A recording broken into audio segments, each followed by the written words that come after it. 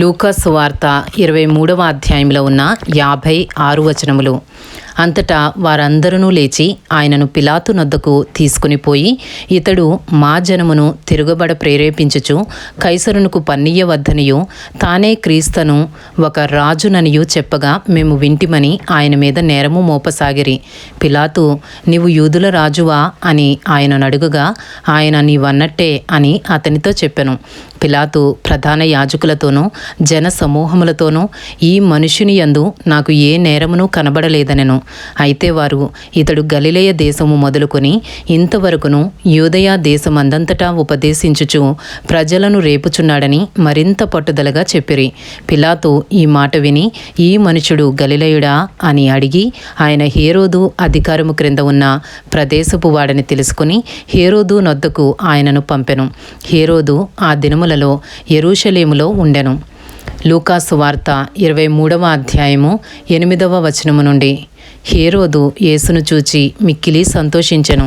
ఆయనను గూర్చి చాలా సంగతులు విన్నందున ఆయన ఏదైనను ఒక సూచక క్రియ చేయగా చూడ నిరీక్షించి బహుకాలము నుండి ఆయనను చూడగోరెను.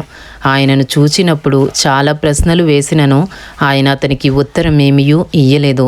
ప్రధాన యాజకులను శాస్త్రులను నిలువబడి ఆయన మీద తీక్షణముగా నేరము మోపిరి.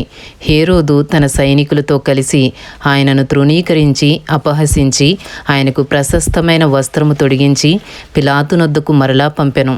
అంతకుముందు హేరోదును పిలాతును ఒకనికొకడు శత్రువులయుండి ఆ దినముననే ఒకనికొకడు మిత్రులైరి. లూకా సువార్త 23వ అధ్యాయము 13వ వచనము నుండి.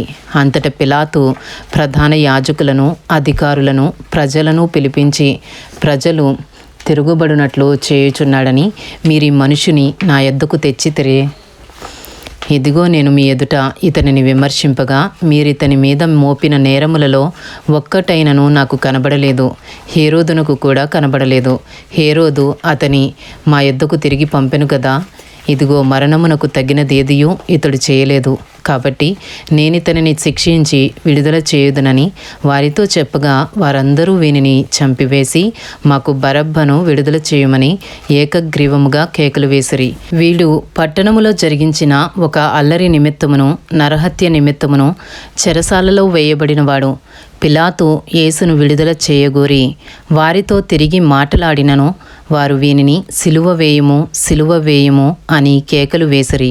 3వ మారు అతడు ఎందుకు, ఇతడు ఏ దుష్కార్యము చేసెను, ఇతని యందు మరణమునకు తగిన నేరమేమియూ నాకు అగపడలేదు కనుక ఇతని శిక్షించి విడుదల చేతునని వారితో చెప్పెను. అయితే వారొకే పట్టుగా పెద్ద కేకలు వేసి వీనిని సిలువ వేయుమని అడుగగా వారి కేకలే గెలిచెను. కాగా వారు అడిగినట్టే జరుగువలెనని పిలాతు తీర్పు తీర్చి అల్లరి నిమిత్తమును నరహత్య నిమిత్తమును చెరసాలలో వేయబడి ఉండిన వానిని వారు అడిగినట్టు వారికి విడుదల చేసి యేసును వారికి ఇష్టము వచ్చినట్టు చేయుటకు అప్పగించెను. వారు ఆయనను తీసుకుని పోవుచుండగా పల్లెటూరు నుండి వచ్చుచున్న కురేనీయుడైన సీమోనను ఒకని పట్టుకుని యేసు వెంట సిలువను మోయుటకు అతని మీద దానిని పెట్టిరి. లూకా సువార్త 23వ అధ్యాయము 27వ వచనము నుండి. గొప్ప జనసమూహమును ఆయనను గూర్చి రొమ్ము కొట్టుకొనుచు దుఃఖించుచున్న చాలామంది స్త్రీలను ఆయనను వెంబడించిరి. యేసు వారి వైపు తిరిగి, యెరూషలేము కుమార్తెలారా, నా నిమిత్తము ఏడ్వకుడి, మీ నిమిత్తమును మీ పిల్లల నిమిత్తమును ఏడ్వుడి. ఇదిగో గొడ్రాండ్రును కనని గర్భములను పాలియని స్తనములను ధన్యములైనవని చెప్పు దినములు వచ్చుచున్నవి. అప్పుడు మా మీద పడుడని పర్వతములతోనూ మమ్ము కప్పుడని కొండలతోనూ జనులు చెప్పసాగుదురు. వారు పచ్చి మ్రానుకే ఈలాగు చేసిన ఎడల ఎండిన దానికేమి చేయుదురో అని చెప్పెను.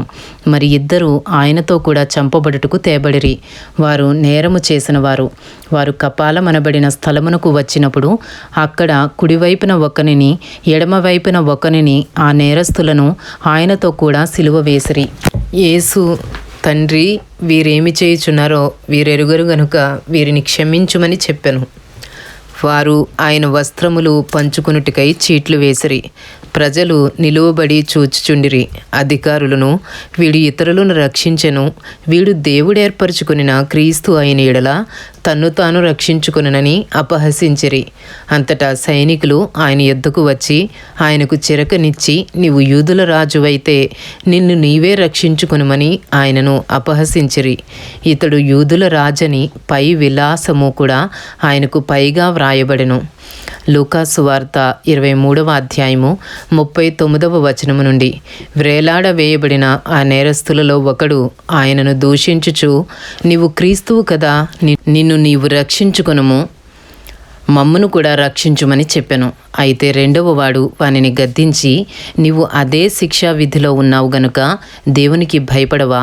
మనకైతే ఇది న్యాయమే, మనము చేసిన వాటికి తగిన ఫలము పొందుచున్నాము గాని ఈయన ఏ తప్పిదమును చేయలేదని చెప్పి ఆయనను చూచి, యేసు, నీవు నీ రాజ్యములోనికి వచ్చినప్పుడు నన్ను జ్ఞాపకము చేసుకొనుమనెను. అందుకు ఆయన వానితో, నేడు నీవు నాతో కూడా పరదైసులో ఉందువని నిశ్చయముగా నీతో చెప్పుచున్నానెను. లూకాసు వార్త 23వ అధ్యాయము 44వ వచనం నుండి. అప్పుడు రమారమి మధ్యాహ్నమాయెను. అది మొదలుకొని 3 గంటల వరకు ఆ దేశమంతటి మీద చీకటి కమ్మెను. సూర్యుడు అదృశ్యుడాయెను, గర్భాలయపు తెర నడిమికి చినిగెను. అప్పుడు యేసు గొప్ప శబ్దముతో కేకవేసి, తండ్రి, నీ చేతికి నా ఆత్మను అప్పగించుకొనుచున్నానెను. ఆయన ఈలాగు చెప్పి ప్రాణము విడిచెను. శతాధిపతి జరిగినది చూచి, ఈ మనుషుడు నిజముగా నీతిమంతుడై ఉండునని చెప్పి దేవుని మహిమపరచెను. చూచుటకై కూడి వచ్చిన ప్రజలందరూ జరిగిన కార్యములు చూచి రొమ్ము కొట్టుకొనుచు తిరిగి వెళ్ళిరి. ఆయనకు నెలవైన వారందరూ గలిలయ నుండి ఆయనను వెంబడించిన స్త్రీలను దూరముగా నిలుచుండి వీటిని చూచుచుండిరి. లూకాసు వార్త 23వ అధ్యాయము 50వ వచనము నుండి. అరిమతయ్య అను యూదుల పట్టణపు సభ్యుడైన యోసేపు అను ఒకడుండెను. అతడు సజ్జనుడును నీతిమంతుడు నయ్యుండి వారి ఆలోచనకును వారు చేసిన పనికిని సమ్మతింపక దేవుని రాజ్యము కొరకు కనిపెట్టుచుండెనవాడు. అతడు పిలాతు నొద్దకు వెళ్ళి యేసు దేహము తనకిమ్మని అడుగుకొని దానిని క్రిందికి దించి సన్నపు నారబట్టతో చుట్టి తొలిచిన రాతి సమాధిలో ఉంచెను. అందులో ఎవడునూ అంతకు మునుపెప్పుడునూ ఉంచబడలేదు.